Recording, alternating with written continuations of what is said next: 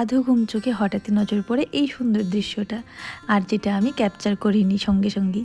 Hey everyone, welcome to my Vietnam series.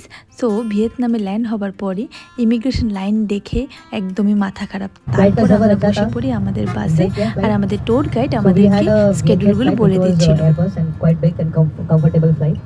আমরা ছিলাম হোচিমান সিটিতে, আর আমাদের হোটেলের নাম ছিল নিউ ওয়ার্ল্ড সাইগন হোটেল। হোটেলে পৌঁছা মাত্রই আমাদেরকে বলা হয় আমাদের ব্রেকফাস্ট রেডি আছে, আমরা চাইলে ব্রেকফাস্টটা করে নিতে পারি, তারপর যেন আমরা রুমে যাই। তো আমরা ঝটপট ব্রেকফাস্টটা আগে কমপ্লিট করিনি, তারপর আমরা রুম কি নিয়ে চলে যাই রুমে। আর ভীষণ টায়ার্ড ছিলাম, বাট কিছু করার নেই, স্কেডিউল ওয়াইজই আমাদের চলতে হবে।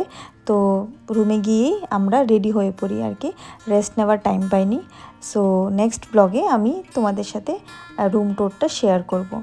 আর হ্যাঁ, তোমরা আমাকে জানিও তো কমেন্ট করে আমার ব্লগগুলো কীরকম লাগে, তাহলে আমি সেইভাবেই তোমাদের সাথে আমার ব্লগ শেয়ার করব। ভালো লেগে থাকলে একটা লাইক করে দিও। টাটা।